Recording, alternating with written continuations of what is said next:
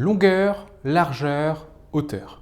Les trois dimensions qui caractérisent tout notre environnement, que ce soit les objets qui sont face à vous, le dessin animé que vous regardez, tout ce que vous avez face à vous. Longueur, largeur, hauteur, c'est aussi ce qui permet de caractériser un objet. Et vous savez que les objets ont plusieurs dimensions. Ils peuvent être de dimension 0, de dimension 1, 2, 3 ou 4. Un objet de dimension 0, par définition, c'est un point. Un point dans l'espace, paf, qui n'a pas de relief, qui n'a pas de mouvement et qui ne peut pas se déplacer ni en haut, ni en bas, ni à gauche, ni à droite, ni en avant, ni en arrière. Un point, c'est un peu l'équivalent pour un orateur d'un très mauvais orateur. Aucun relief, aucun impact. C'est à peine si l'orateur de dimension 0 existe. Ce qu'on va faire, c'est qu'à cet orateur de dimension 0, on va lui ajouter une première dimension. Cette dimension qui va permettre à cet objet, cet orateur, de se déplacer de gauche à droite. La dimension 1, c'est donc la dimension première qui permet à un objet d'avoir un mouvement de gauche à droite. Si vous ajoutez une deuxième dimension et que vous passez à la dimension 2, en plus du mouvement de gauche à droite, vous pouvez aussi vous déplacer de haut en bas. C'est ce qui caractérise les dessins animés. Vous les regardez sur un écran, mais en ce moment, vous me voyez aussi en deux dimensions. Je suis sur un écran, mais grâce à la perspective, vous devinez que j'ai une certaine épaisseur. Ah oui, il faut que je fasse un régime. Mais vous devinez que je ne suis pas en deux dimensions, je suis en trois dimensions, mais avec votre écran, vous ne pouvez me voir qu'en deux dimensions. Je me déplace de gauche à droite, ou peut-être de haut en bas. La troisième dimension, c'est la dimension qui caractérise tous les objets. Cette balle, elle peut se déplacer de haut en bas, de gauche à droite, mais aussi, et là vous allez le deviner puisque votre écran ne vous permet pas à proprement parler de le voir, d'arrière en avant, ou d'avant en arrière. Au fond, vous ne voyez qu'un écran plat, donc vous pouvez vraiment voir que le gauche à droite ou le haut en bas, mais je peux aussi me déplacer en avant et en arrière. C'est donc les trois dimensions. Et un orateur en trois dimensions, contrairement à un orateur en deux dimensions, va avoir un impact supérieur sur vous lorsqu'il va prendre la parole. Mais nous, on va aller plus loin. On va viser la quatrième dimension. Et le problème de la quatrième dimension, c'est qu'elle n'existe pas dans les faits. Je ne peux pas aller autre part que gauche, droite, haut, bas, avant, arrière. Et les scientifiques ont résolu ce problème. Le scientifique anglais Charles Howard Hinton a résolu ce problème. Il a donné deux directions qui seraient les directions caractéristiques de la quatrième dimension, Ana et Kata. Si vous vous déplacez de Ana en Kata ou de Kata en Ana, vous vous déplacez dans la quatrième dimension. Ces dimensions sont donc des dimensions fictives. Les mathématiques nous permettent de les deviner, mais la physique ne nous permet pas de les voir puisqu'elles n'existent pas.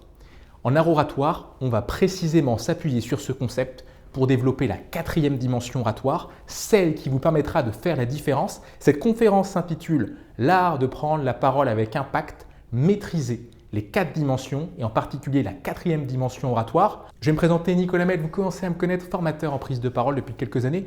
Moi, je suis un ancien très grand timide et je sais ce que c'est que d'être stressé, anxieux, tétanisé quand on a à prendre la parole. Je sais aussi qu'on peut, avec un peu de technique, de la pratique et de la confiance, être beaucoup plus à l'aise quand c'est à nous de parler. C'est pour ça que j'accompagne des publics assez variés autour de deux enjeux. Être plus à l'aise, mieux gérer un stress, mais aussi être plus impactant et convaincant dans sa communication. Parti politique, entreprise, personne à titre particulier, tout le monde peut y passer. J'ai créé un livre, donc l'art de prendre la parole avec aisance et éloquence en toutes circonstances, silence, j'aime bien les titres longs. Et aujourd'hui, on parle de cette quatrième dimension, maîtriser les quatre dimensions oratoires, à moi la parole. Vous allez maîtriser les quatre dimensions oratoires pour imprimer un impact plus important sur votre public. La première dimension, gauche-droite, c'est celle qui vous permet de créer un lien horizontal avec le public. C'est celle qui vous permet d'exister avec l'horizontal, c'est donc le regard. Et le regard présente de nombreux intérêts en matière d'art oratoire. Le premier intérêt, se décentrer pour se déstresser. Kenneth Gilovich, Thomas Savitsky, deux scientifiques psychologues, ont montré que lorsque nous sommes stressés, nous avons tendance à surreprésenter l'attention qui nous est donnée. Dit autrement, on a l'impression d'être le centre de l'attention, d'être encore plus regardé sous l'effet du stress. C'est donc un biais cognitif, une mauvaise interprétation de la réalité dans un environnement particulier. Et pour le diminuer, ce biais cognitif, rappelez-vous que vous n'êtes pas regardé, mais que c'est vous qui regardez votre public. Et donc par le biais du regard, vous allez pouvoir créer une relation horizontale, cette relation qui va vous permettre d'être celui qui regarde plutôt que d'être celui qui est regardé. C'est donc le premier intérêt, se décentrer pour se déstresser. Le second intérêt, garder le fil de vos idées intact. L'œil écoute, mais l'œil permet aussi de tisser ce lien. Et souvent, quand on parle, on va regarder à gauche, à droite, en haut, en bas, pensant que c'est plus inspirant, mais en vérité, ce qui va vous aider à maintenir le fil de l'échange, c'est véritablement le fil du regard. S'appuyer sur le regard, sur cette première dimension oratoire, c'est donc s'appuyer sur ce lien pour trouver plus facilement vos idées. Et puis si vous parlez vite, si vous parlez trop vite, c'est parfait. C'est parfait le regard, puisque en regardant votre public, en établissant ce lien, vous allez comprendre la vitesse nécessaire au public pour comprendre votre propos. Parlez trop vite, vous le verrez. Parlez trop lentement, vous le verrez également. Si vous voulez avoir un bon volume, parler suffisamment fort, le regard sera un élément crucial qui va vous indiquer si le public vous entend. Et au-delà de ça, le cerveau comprend tout de suite le volume nécessaire pour être entendu si vous regardez votre public. Ne pas le regarder, c'est risquer de parler trop fort ou pas assez à un public qui est présent mais que vous ne considérez pas. Et puis peut-être le plus intéressant en matière de regard, je faisais référence dans d'autres conférences à ces résultats d'une étude scientifique d'un certain Giacomo Rizzolatti. Et Giacomo Rizzolatti, en découvrant les neurones miroirs, nous a permis de comprendre ceci. Si vous voulez être écouté, c'est à vous d'écouter en premier. Je n'ai que ce que je donne en art oratoire. Donc si vous voulez être regardé, c'est à vous de regarder votre public. Les orateurs qui sont le plus regardés, le plus écoutés, sont ceux qui s'intéressent le plus au public. Sont ceux qui sont capables de se mettre à la place d'eux. Et le regard nous permet de créer cette connexion singulière. On a vu le regard pourquoi la première dimension, comment? Singulier. Rappelez-vous que le regard est condamné au singulier, ce qui fait que vous allez regarder une personne à la fois pendant 3 secondes. Intéressé. Je ne suis pas regardé, c'est moi qui regarde. Jamais, pour éviter l'effet de projecteur. Kenneth Savitsky, Thomas Djilovic. Et enfin, un regard aléatoire. Je vais regarder tout le monde 3 secondes. Évidemment que certains regards seront plus intéressants que d'autres, plus faciles à tenir que d'autres, mais nous, on parle à un public, on ne parle pas qu'à des amis. Et vous allez vous entraîner à maîtriser cette première dimension du regard, de l'art oratoire, parce que si vous ne la maîtrisez pas, vous ne pourrez pas passer aux dimensions d'après, la dimension verticale et la dimension de la voix. Ce que vous allez faire pour travailler sur cette première dimension, vous allez prendre la parole sur un sujet et vous allez donner une phrase à une personne, une phrase à une autre personne, une phrase à une autre personne, etc., etc. L'idée, c'est d'avoir ce petit réflexe 3 secondes par personne, pas plus, pas moins. Comptez pas 3 secondes parce que ce n'est pas possible de compter et en même temps de se concentrer sur ce qu'on dit, mais ayez cette intuition des 3 secondes, une phrase par personne. Ça peut donner quelque chose du type « Bonjour à tous, je suis content de prendre la parole aujourd'hui face à vous et très heureux donc d'animer cette conférence sur les 3 dimensions oratoires, plus la 4e, puisqu'on va voir au fond que l'art oratoire est composé de 4 dimensions essentielles à maîtriser et je suis ravi de commencer. Donc vous voyez, j'ai posé mon regard sur plusieurs personnes, une phrase par personne, et quand bien même je ne suis pas regardé, moi public, j'ai l'impression que le public est regardé parce que l'orateur va regarder de façon singulière chacune des personnes qui composent ce public. On passe à la dimension 2. Gauche, droite, vous commencez à avoir du relief, vous commencez à avoir de l'impact. C'est la première dimension. La deuxième dimension, c'est la dimension verticale. Et là, votre relief augmente puisque vous êtes visible, votre public vous voit. Vous avez créé un lien, vous augmentez votre verticalité. La dimension verticale va donner plus de crédibilité à votre propos, plus de force. Et je vous invite à réécouter notre analyse sur l'étude d'Amy Cuddy, qui a été contredite notamment par Eva Rein-Hill et d'autres scientifiques, qui développent cette idée de posture. Nous, ce qu'on va retenir, c'est qu'il y a 4 réflexes à avoir si vous voulez développer votre verticalité et donc développer votre impact en matière d'art oratoire. Dimension 2. Premier élément, l'ancrage au sol. Vous allez écarter les pieds suivant l'écartement naturel des hanches.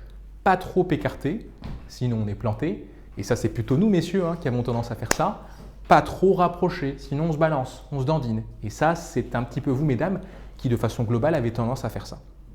Pour éviter ça, on va s'ancrer, donc on rapproche les pieds. On a un écartement naturel correspond à l'écartement courant des hanches. Et on va mettre le poids du corps légèrement sur l'arrière. Les orteils restent au sol, mais ce faisant, on est ancré.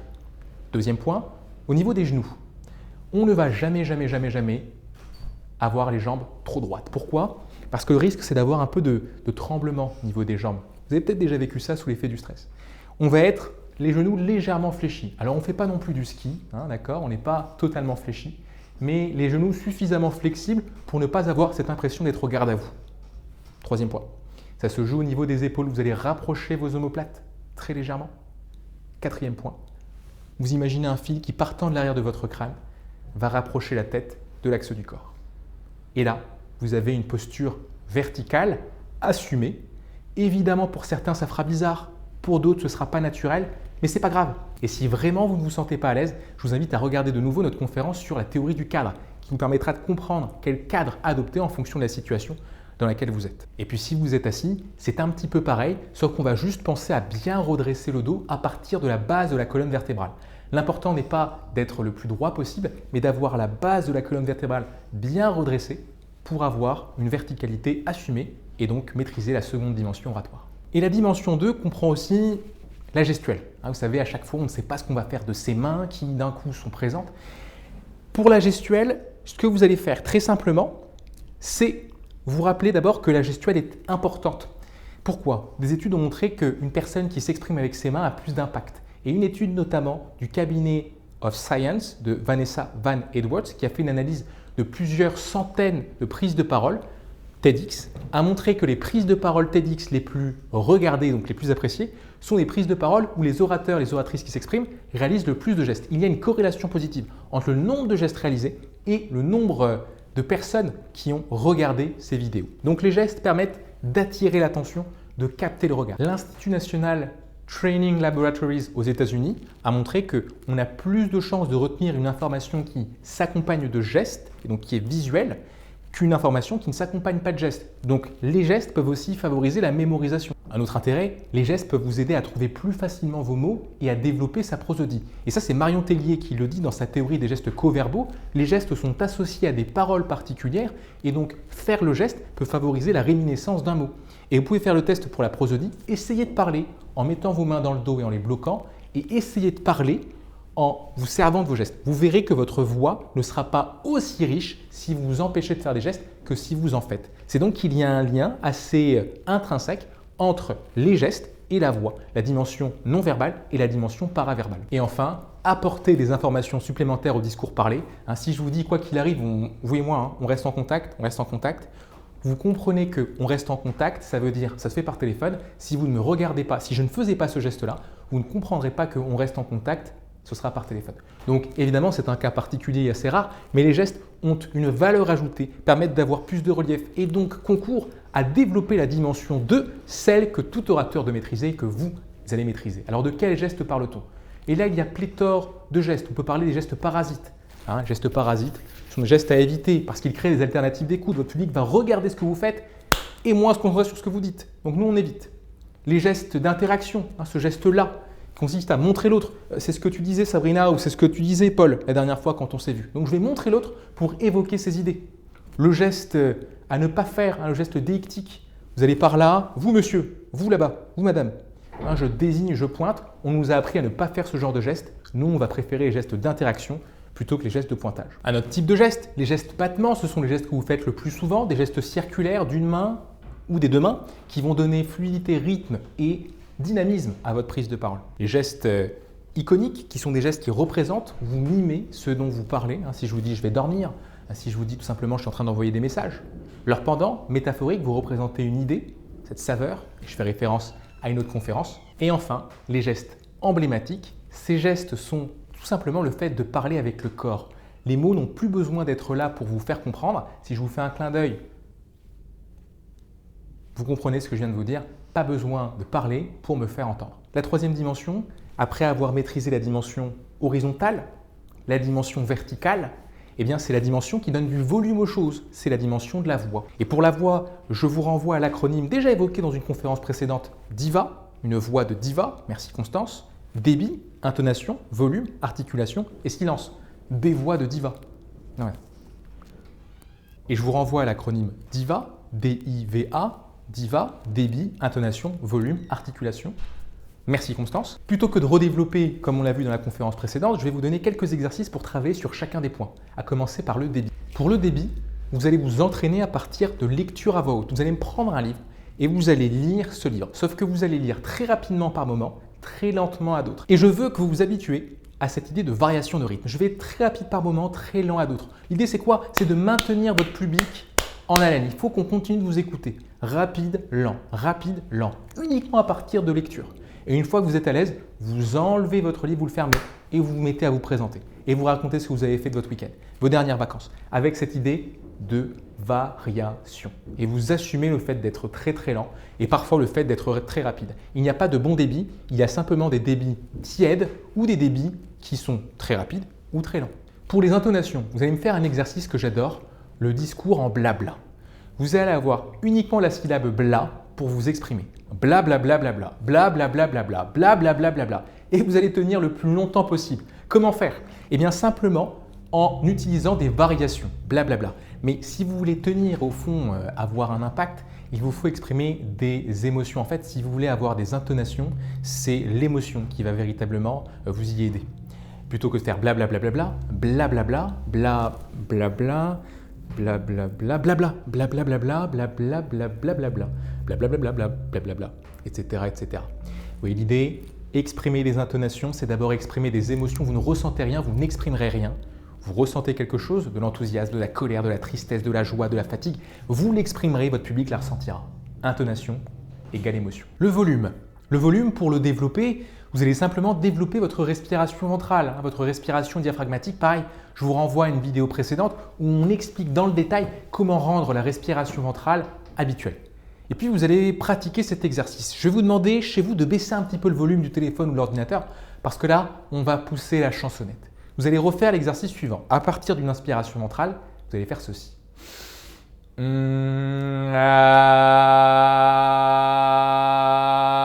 je vais m'arrêter là. L'idée, c'est quoi? Vous entraîner à faire porter votre voix, à la faire un tout petit peu trembler pour qu'elle prenne l'espace. Vous habituez à parler fort et à avoir le droit de parler fort. Cet exercice s'appelle l'expansion vocale. Vous allez le pratiquer avec régularité pour développer votre volume si vous ne parlez pas assez fort. Et puis une autre façon de développer son volume, c'est d'attaquer la première consonne. Vous allez commencer votre mot, votre phrase, en attaquant le premier mot, la première phrase. Je ne sais pas, vous voulez insister sur le mot pompier, ce sont des pompiers. Vous allez marquer un petit silence avant d'y aller et vous attaquez. Et le fait d'attaquer la première consonne va augmenter le volume associé au mot sur lequel vous voulez parler plus fort. Et puis l'articulation, on parlait de virelangue dans la vidéo précédente, n'hésitez pas à vous masser, vous massez les joues, vous massez le visage de façon générale et à vous habituer à prononcer de façon régulière des virelangues. 16 chaises sèches, 12 douches douces. Un chasseur sachant chasser sans son chien est un bon chasseur sans chaussette sèche. J'y suis arrivé, yes. Donc vous entraînez à avoir ces virelangues qui vous amèneront un petit peu partout et qui vous aideront à bien prononcer et à vous rassurer. À ce stade, vous êtes donc un bon orateur en 3 dimensions. Vous avez un relief, vous existez, vous avez le regard pour la dimension horizontale, la posture pour la dimension verticale et la voix pour la 3e dimension, la profondeur. Mais il peut vous manquer quelque chose. Il peut vous manquer ce qui fait la différence, ce qui va vous permettre d'atteindre une dimension qui n'existe pas, une dimension très rare, une dimension qui fait la différence entre les bons orateurs et les très bons orateurs hors pair qui vous laissent une impression durable, la 4e dimension. La parole est d'argent, le silence est d'or. Lorsqu'on vient d'écouter un morceau de Mozart, le silence qui le suit, c'est encore du Mozart. C'est donc la dimension du vide, la 4e dimension, celle dans laquelle vous allez accepter que rien ne se passe, ou pas tout à fait, qu'il y ait des moments où rien ne se dit, mais où vous continuez de communiquer. Car c'est bien là la différence entre un silence plein et un silence creux, entre un blanc gênant et un silence réjouissant et nourrissant. Le blanc, c'est l'absence de communication, c'est l'absence de mots, mais c'est aussi l'absence de communication. Votre corps ne parle plus et vous êtes quoi? Mince, qu'est-ce que je vais dire? Alors que le silence, ce n'est pas l'absence de communication, c'est simplement l'absence de mots. Et pour être à l'aise, pour poser des silences, vous allez continuer de communiquer avec votre corps. C'est votre corps qui va prendre le relais et qui va indiquer à votre public, restez calme. C'est un silence volontaire, par le regard, en continuant de poser votre regard sur votre public. Par la posture, vous allez montrer que vous réfléchissez. Ou par la voix qui va, juste avant le silence, être marquée par une intonation. Si vous faites cela, vous allez atteindre la 4e dimension, cette dimension du vide, cette dimension de l'invisible. Mais vous le sentez, lorsqu'on cherche à atteindre la 4e dimension, on n'est pas loin de redevenir un point. On n'est pas loin de la dimension 0, cette dimension du blanc, cette dimension de la gêne. Donc maîtriser la 4e dimension, c'est d'abord bien maîtriser la 1, le regard, la 2, la verticalité, la posture, la 3, la voix, pour atteindre la 4. Ne pas maîtriser ces 3 premières dimensions, c'est prendre le risque de passer non pas en dimension 4, mais en dimension 0 et de redevenir un point sans relief. Le général de Gaulle le disait, le silence, c'est l'arme ultime du pouvoir, mais c'est une arme qui nous fait peur. Peur parce que si je pose un silence, je vais peut-être perdre mes idées, perdre le fil de ce que je voulais dire, je vais peut-être poser des E pour éviter ces silences. Au fond, ces silences, effectivement, dans le cadre interpersonnel, ils ne servent à rien. Hein, donc autant mettre E, vous dites à votre interlocuteur « ne me coupe pas la parole, je suis en train de réfléchir, je vais rebondir ». Mais dans le cadre du grand public, personne ne vous coupera la parole, puisque le grand public est là pour vous écouter. Donc ça ne sert à rien. Et vous allez les enlever en communiquant, comme je vous le disais tout à l'heure, donc en laissant votre corps, le regard, la posture ou la voix prendre le relais. Vous allez donc me construire des espaces en 4 dimensions. Vous êtes un orateur en 4 dimensions et je veux voir ces 4 dimensions. La première, vous allez avoir un regard qui fait lien avec votre public, la dimension horizontale. Vous allez avoir une posture, un ancrage au sol et un rapprochement des omoplates, un plexus solaire vers l'avant qui caractérise la dimension verticale. Et puis ensuite, la dimension vocale, la 3e dimension, avant d'aborder la 4e dimension, celle qui fait toute la différence, la dimension de vide. À vous de devenir des orateurs en 4 dimensions, car vous le savez, bien que la maîtrise de l'espace visuel est plutôt banale, réussir à dompter l'espace vertical vous permettra de contrôler l'espace vocal avant d'arriver dans cette 4e dimension qui rend bon nombre d'orateurs bien pâles. Vous m'avez fait le plaisir de m'écouter pendant les 30 dernières minutes. Que dis-je? Le plaisir. Je vous ai parlé pendant 30 minutes et j'ai eu grand plaisir à cela. Désormais, vous connaissez la chanson, vous connaissez le credo. À vous la parole, je me suis bien exprimé. À vous de parler.